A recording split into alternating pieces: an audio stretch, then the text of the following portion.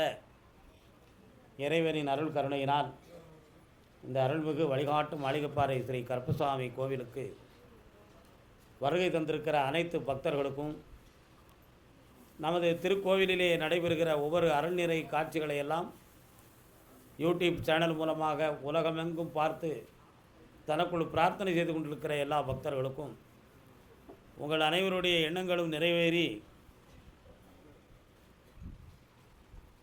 என்னாலும் நீங்கள் மகிழ்ச்சியாக வாழ வேண்டும் என்பதற்காக உங்களுக்காக நான் பிரார்த்தனை செய்து கொள்கிறேன். புண்ணியம் புண்ணியம் என்று சொல்லி உலகில் நடந்து கொள்ளும் தர்மவான்களால் மட்டும்தான் அந்த உலகம் உயிர்த்திருக்கிறது.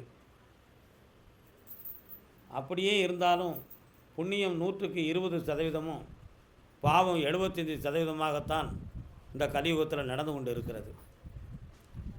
இதை யாராலும் அடக்கவும் முடியவில்லை, யாரும் மாற்றிக்கொள்ளவும் முடியவில்லை. யாரும் தன் உள்ளத்தை உணர்ந்து பார்க்கக்கூடிய தன்மையிலும் லோகாய மக்கள் இல்லை. எப்பொழுது மனிதன் தனக்குள்ளே உணர்கின்றானோ அப்பொழுது அவனுடைய மனம் பக்குவமடையும், அவன் உள்ளம் அடங்கும். எந்த ஒரு வார்த்தைகளுக்கும் எந்த ஒரு விஷயங்களுக்கும் கோபத்தையோ அவசரத்தையோ மேற்கொள்ளக்கூடிய மனம் படைத்தவர்களால் தான் உலகத்தில் அமைதி இழப்பதும் படோபகரமான நிலைகள் ஏற்படுவதும் பாவங்களுக்கு அடிப்படையாக தோன்றுவதுமாக உலகம் காரணமாக இருக்கும்.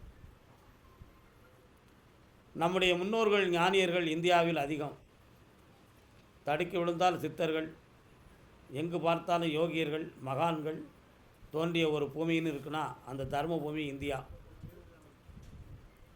அதில் இந்தியாவில் தென்னிந்தியாவில் தவஞானிகள் அதிகம். வட இந்தியாவில் ஆச்சாரவார்கள், ஆச்சாரத்துக்கு உட்பட்ட வேதம் படைத்தவர்கள் அதிகம். தென்னிந்தியாவில் தவஞானிகள் அதிகம். வட இந்தியாவில் ஆச்சாரத்துடன் வேதம் படைத்த அடிப்படையாளர்கள் அதிகம். ஆக இரண்டுமே ஒரு நிலைக்கு போகக்கூடிய ஒரு பாதையில் உள்ளது தான் இந்திய தேசம். இந்த உலகத்தில் இருக்கக்கூடிய எந்த புராணங்களையும் எந்த விஷயங்களை எடுத்தாலும் எல்லா தெய்வத்தின் அவதாரங்களும் இந்தியாவில் தோன்றியது என்பது தான் நீங்கள் எடுத்துக்கொள்ளக்கூடிய 18 புராணத்திலும் இருக்கும், 4 வேதத்திலும் இருக்கும், 6 சாஸ்திரத்திலும் இருக்கும். ஆனால் அவ்வளோ பெரிய ஞானமும் அவதாரங்களும் இந்த உலகத்தில் நடந்த பிறகும் கூட இந்தியா முதலிடத்தில் அதில் இருந்தாலும் இந்தியாவை பற்றி எத்தனையோ விசாரங்களை நம்ம பேசினாலும் வேதனையும் துயரமும் அதிகமாக அடைந்திருக்கிறார்கள் என்றால் அது இந்திய மக்கள் தான். அதுக்கு காரணம் பெரியோர்கள் சொல்வார்கள், தங்கத்தை உரசி பார்ப்பார்கள், இரும்பை உரசி பார்க்க வேண்டிய அவசியமில்லை என்று சொல்வார்கள். தங்கத்தை உரசி பார்க்கும் பொழுது அது ஒளி கூடும், ஆனால் எடை குறையும். உரசுகிற பொழுது ஒளி கூடும், பிரகாசிக்கும், ஆனால் அதனுடைய எடை குறையும். அதனால தான் உரசி பார்க்காமலே தங்கத்தை தரம் பார்க்க வேண்டும் என்று நிறைய கருவிகள் இப்போ வந்திருக்கு. ஆனால் நம்மளை எல்லாருமே உரசி பார்த்து நம்முடைய எடை குறைஞ்சிருக்கு, ஆனால் நம்ம தரம் உயர்ந்திருக்கு. உண்மை தானே? ஆனாலும் எல்லாருடைய உள்ளத்திலும் அமைதி நிலவ வேண்டும் என்ற ஒரு எண்ணம் வேண்டும். நாம் யாருக்கும் எதிரியாக இருக்கக்கூடாது என்ற உணர்வும், நமக்கு யாரையும் எதிரியாக ஆக்கக்கூடாது என்ற எண்ணமும், நமக்கு எதிரியாக யாரும் திகழக்கூடாது என்றும் நாம் பிரார்த்தனை செய்து கொள்ள வேண்டும். அதுவும் இந்த உலகில் ரொம்ப முக்கியம். ஸ்ரீராமருடைய அவதாரம் அப்படித்தான் இருந்துச்சு. ஆனால் அவருக்கே ராவணேஸ்வரன் எதிரியாக வந்துட்டான். தர்மத்தையும் அமைதியையும் நீதியையும் கடைபிடிப்பதற்காக நாரணன் விளையாட்டெல்லாம் நாரத முனிவன் கூற சீரணி செந்தமிழில் பாராளும் பரணி பாட தோரணமாம் நாரணன் ராமனாய் அவதரித்தான்.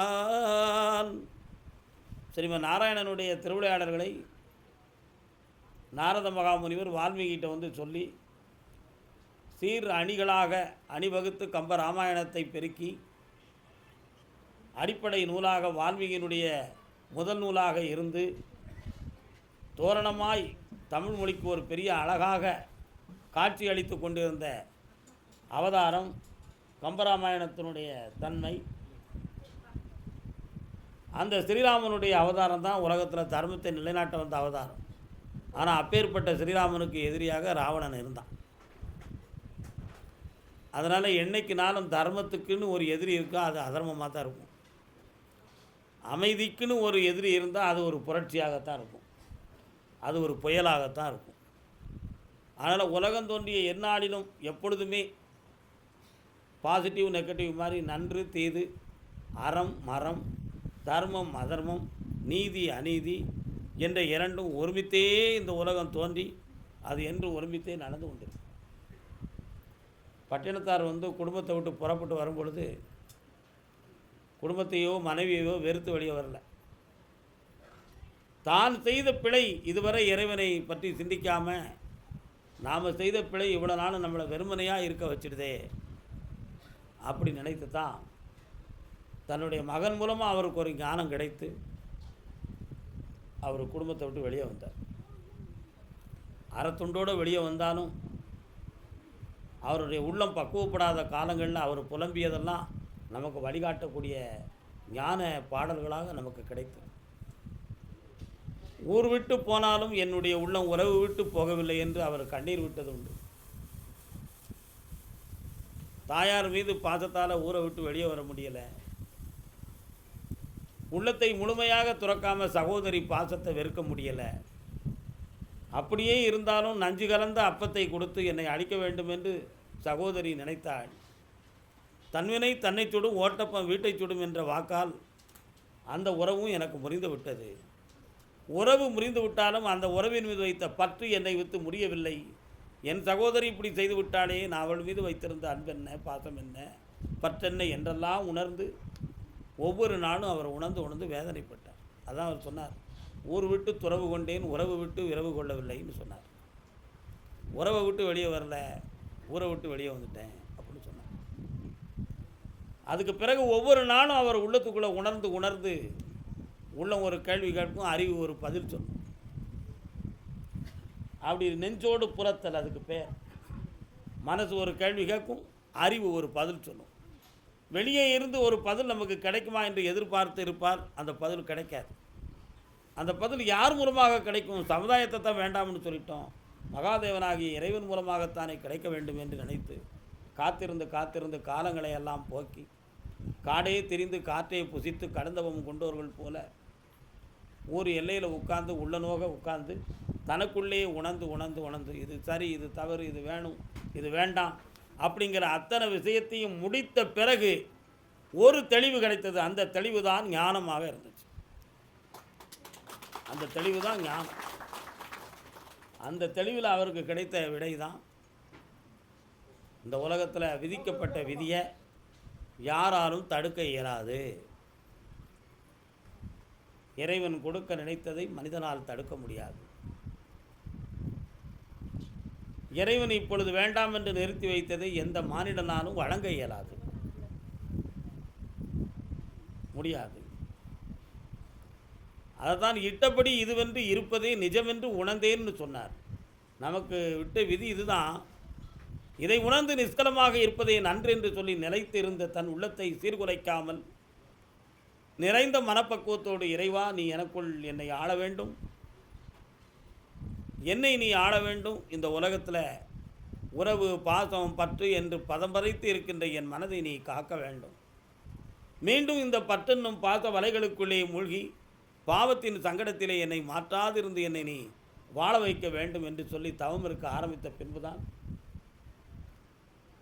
இறைவன் ஒவ்வொரு பொழுதும் அவருடைய உள்ளத்துக்கு ஒளி கொடுத்து மன அமைதியை கொடுத்து நிலைத்த தன்மையான மனோநிலைகளை கொடுத்து அலைப்பாயாத உணர்வு அலைகளை உள்ளத்திலே நிறுத்தி தவம் இருக்க ஆரம்பித்தார். அந்த தவத்தில் அவருக்கு கிடைத்தது தான் ஞானம். அந்த ஞானத்தில் கிடைத்தது சித்து. அதற்கு பிறகு ஒவ்வொரு மனிதர்களுக்கும் இந்த உலகத்தில் பாசத்தால் பற்றால் பணத்தால் கஷ்டப்படுகிற ஒவ்வொரு மனிதனுக்கும் தன்னுடைய வார்த்தைகளால், தன் பார்வையால், தன்னுடைய தொடு உணர்வால் எல்லாருக்கும் நிறைந்த சக்திகளை கொடுத்துக்கிட்டு இருந்தார். மன விடுதலைகளை கொடுத்துக்கிட்டு இருந்தார். மன விடுதலைகளை. எளிதில் உன் கடமை நிறைவேறும், என் பிள்ளைங்களுக்கு நான் கடமைகளை செய்ய வேண்டியிருக்கு, ஏதோ ஆசை பாசத்தில் பிள்ளைகளை பெற்றுட்டேன், இந்த பிள்ளைகளுக்கு நான் கடமை செய்ய வேண்டியிருக்கு, ஈசனே என் கடமையை நிறைவேற்றுவதற்காக நான் கடும் போராட்டம் போராடிக்கிட்டு இருக்கோம்னு சொல்லி ஒவ்வொருத்தரும் அவர் காலில் வந்து விழுகிற பொழுதெல்லாம் உன் கடமை நிறைவேற என் அருள் உனக்கு துணை கொடுக்கும் அப்பா என்று ஆசீர்வதித்தார். அப்படி ஆசீர்வதிக்கிற பொழுதெல்லாம் ஒவ்வொரு மனிதனுக்கும் ஒவ்வொரு சின்ன சின்ன திருப்பங்கள் கிடைத்தது. தேவைகள் நிறைவேறி தன்னுடைய வாழ்வின் கடமைகளை நிறைவேற்றி அவங்களும் கூட பக்தி நிலைக்கு வந்து அவருடைய பாதையில் விட்டு சென்றார்கள். அதுதான் மனிதனுக்கு வந்து குரு வந்து உண்மையாக இருக்கணும். அந்த குரு வந்து நமக்கு பட்டினத்தார். ஒரு பெரிய பாக்கியம் நமக்கு கிடைத்தது. அவர் சொன்ன ஒவ்வொரு வார்த்தைகளையும் ரொம்ப சிந்தித்து பார்த்தோம்னா அவர் நினைத்தார், உள்ளத்தை பற்றி சொல்லுங்க சொன்னார். சொல்லிலும் சொல்லின் முடிவிலும் ஞான சுருதியிலும் அல்லிலும் ஆய்ந்து விட்டோர் இல்லிலும் ஈசன் இருக்குமிடம் வெறும் கல்லிலும் செம்பிலுமோ இருப்பான் என் கண்ணுதற்றே. ஒருவன் சொல்லுகிற சொல்லுல நடைமுறையும் உண்மையும் இருந்து அந்த சொல்லின் முடிவு ஒரு தீர்ப்பாக தெய்வீகமாக இருந்தால் அந்த சொல் கடவுளின் சொல்லுன்னு சொன்னார் பட்டினத்தார். அதான் சொல்லிலும் அந்த சொல்லின் முடிவிலும்.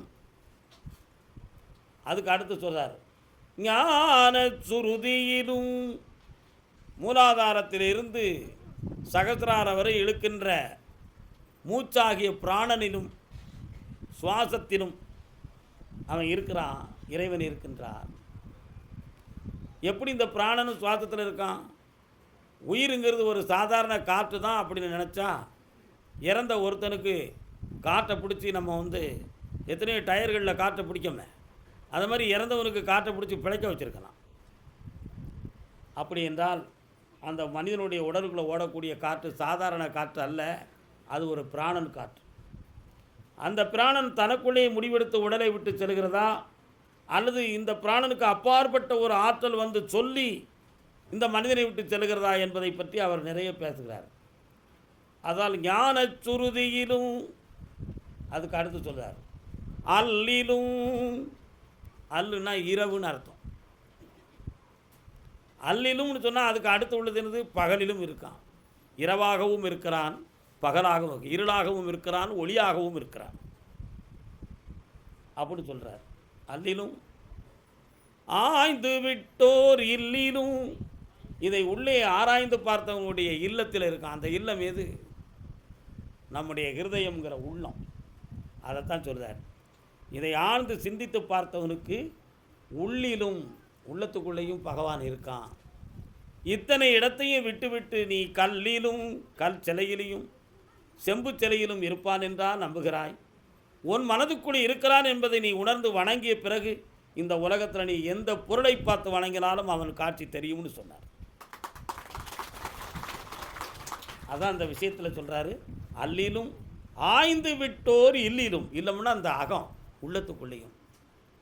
இவைகளுக்குள்ள அவரை நீ வச்சுக்கிட்டு நினைவாக வைத்து, உணர்வாக வைத்து, ஒரு பொருளாக வைத்து, ஆத்மாவே சிவனென்று உணர்ந்து வைத்தால் நீ பார்க்கும் இடமெல்லாம் நீக்கமர காட்சி கொடுக்கின்ற ஒரு பேராற்றலாக விளங்குபவன் தான் இறைவன். அது எந்த உருவத்திலும் அவன் காட்சி கொடுப்பான் அப்படி சொல்ல. இந்த ஒரு பாட்டில் உள்ளம் எப்படி இருக்கணும் என்பதற்கு சொல்லிட்டாரு. உள்ள நினைவு உடையவனுக்கு உருவத்தில் எப்படி இருப்பானுங்கிறத உணர்த்தப்பட்டு விட்டது. எப்பொருளிலும் இறை சக்தி இருக்கு என்பதையும் நிறைவேற்றப்பட்டது. இப்படிப்பட்ட ஞானத்தை நமக்கு கொடுத்தவர் தான் சாமி பட்டினத்தார். ஆசை வைக்கிறான் மனிதன், அவனுடைய உடலில் தோன்றுகின்ற உணர்வுகளுக்காக ஆசை வைக்கிறான். பாசம் வைக்கிறான் மனிதன், ஆசை வைத்த பிறகு இரத்தத்தில் பற்று வைத்து தீர்க்க முடியாத விஷயத்தில் பாசத்தை வைக்கிறான். வேண்டுமென்று தேவையை வைக்கிறான். ஏன்? இந்த உலக வாழ்க்கைக்குள்ளே மயங்கி போய் தீர்க்க முடியாத கடனில் விழுந்துடுறான். பொருள் கடன் மட்டுமல்ல, பணக்கடன் மட்டுமல்ல, உறவு கடன்.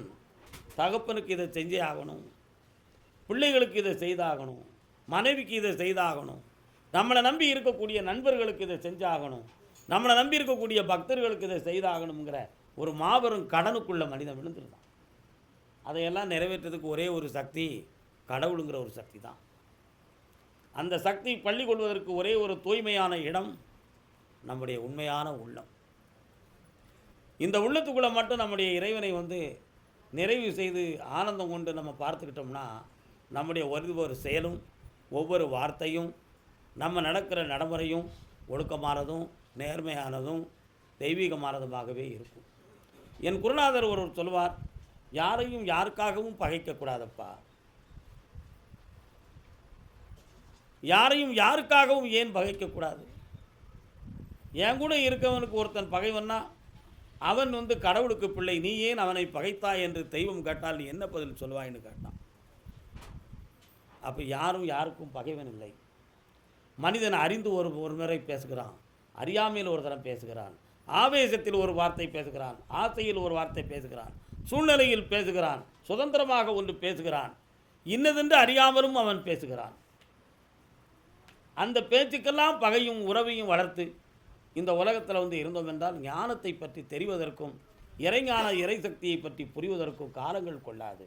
ஆகையினால் உறவும் இல்லை, பகையும் இல்லை, எதுவும் இல்லை.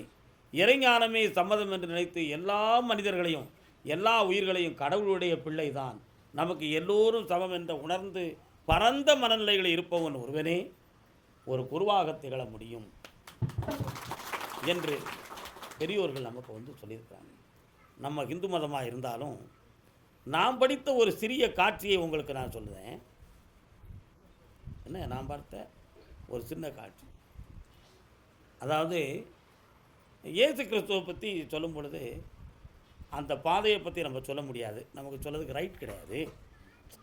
இன்னதென அருகிலார் தாம் செய்வது இவர் பிழையை மன்னியும் என்று எழில் கனிவாய் பகர்ந்தார் நம் அருள் வள்ளல் அப்படின்னு ஒரு ரட்சணிய யாத்திரிகத்தில் மு கிருஷ்ணப்பிள்ளை என்பவர் இயேசுநாதருடைய இறுதி பயணத்தை பற்றி எழுதுகிற பொழுது எழுதுகிறார். தன்னறிய திருமேனி சதை புண்டு தவிப்பெய்தி பன்னறிய பலபாடு பரிந்து எந்தாய் இன்னதென அருகிலார் தாம் செய்வது இவர் பிழையை மன்னியும் என்று எழில் கனிவாய் பகர்ந்தார். யூதர்கள் இயேசு கிறிஸ்துவை தூக்கிட்டு போய் சிலுவையில் அடித்தாங்க. எல்லாரும் கேட்டாங்க, பக்தர்கள்லாம், பிதாவே உங்களை இவ்வளோ கஷ்டப்படுத்துகிறாருங்களே, இவங்களுக்கெல்லாம் நாங்கள் தண்டனை கொடுக்க நினைக்கிறோம் அப்படின்னு கேட்டாங்க. அதுக்கு அவர் சொன்னார், அவங்க செய்கிறது தப்பா சரியானு அவங்களுக்கு தெரியாதுப்பா. என் உடலில் ஓடக்கூடிய ரத்தம் உங்களுக்கு அடையாள சின்னமாக இருக்கட்டும். அவங்க அறியாமை உடையவர்கள். ஆகையினால் இந்த அறியாமை உடையவர்களுக்கு தண்டனை கொடுக்க வேண்டும் என்று மட்டும் நீ நினைத்து விடாதே. இறைவன் அவர்களை திருத்துவான், நம் பிதா திருத்துவார் என்று கனிவாய் அவர் சொன்னதாக ரட்சணிய யாத்திரிகத்தில் கிருஷ்ணப்பிள்ளை அவர்கள் எழுதியிருக்கிறார். இப்படி நமக்கு ஒவ்வொரு புராணத்திலையும் ஒவ்வொரு விஷயத்திலையுமே இருக்குது. அதனால் மனிதனுக்கு தேவை கருணை நிறைந்த உள்ளம், இரக்க மிகுந்த இதயம், உண்மை நிறைந்த தன்மை, பறந்து நிற்கின்ற ஒரு பரந்த மனப்பான்மை, யாவரையும் ஏற்றுக்கொள்கின்ற இதய பாங்கு, எல்லோர் உள்ளத்திலும் வீட்டிருக்கக்கூடிய நன்னடத்தை, அன்பு உள்ளம், தயவு, தாட்சண்யம், தர்மம், இவை தான் இந்த உலகத்தில் மனிதனை அடையாளப்படுத்தி காட்டும். போட்டியும் பொறாமையும் மனிதனை வெறுக்க வைக்கும். சண்டை சச்சரவு சங்கடத்துக்கு வழிகாட்டும். புறங்கூறி வாழுதல் தன் புத்தியின் கூர்மையை மழுக்கும். இந்த நிலைகளையெல்லாம் விட்டுவிட்டு ஆண்டவனுடைய சாந்தித்தியமும் சன்னிதானமும் எப்பொழுது வேண்டும் என்று மனிதன் நினைக்கிறானோ அவன் இதயத்தில் இறைவன் குடியிருக்க வேண்டும். அவன் உள்ளம் தூய்மையாக இருக்க வேண்டும். அவனுடைய மனது எப்பொழுது மாசற்ற சோதியாக விளங்கிக் கொள்ளே இருக்க வேண்டும். அதனால்தான் மாசிலாத மனதில் பேசற்கரிய தெய்வத்தை ஈசனாய் நினைத்து என்னாலும் உணர்ந்து உயர்வோடு வாழ வேண்டும் என்று சொல்லி ஆனந்தமாக விடைபெறுவோம். ஐயப்பார கருப்பசாமி மயில் வாகனத்தில் வந்த முருகா வேலவா, என் குருநாதரே பாண்டி சித்தரே, என்னோடு தவழுகின்ற மகா முனிவர்களே, சித்தர்களே, யோகியர்களே, கருப்பசாமி உன்னை எங்கிருந்து நினைத்தாலும் எப்பொழுது அழைத்தாலும் அடியேனுக்கு காட்சி தந்து அருள் கொடுத்து சத்தியம் கொடுப்பதாக சொன்ன என் அன்பு தெய்வமே, அழைக்கின்ற பொழுதெல்லாம் 21 குற்றவ 61 பந்திக்காரர்களும் சேனை வகுத்து தானை சூழ்ந்து தொண்டு செய்வேன் என்று சத்தியமனால் வந்திறங்கி நல்வாக்கு கொடுக்கணும்ப்பா. சொன்னபடி நடக்கும்படி கட்டளையிடணும்ப்பா. பட்டினத்தார் திருவடிகளுக்கு 1000 கோடி நன்றிகள். இறைவன் அருள். முதல் உத்தரவு நாமக்கல்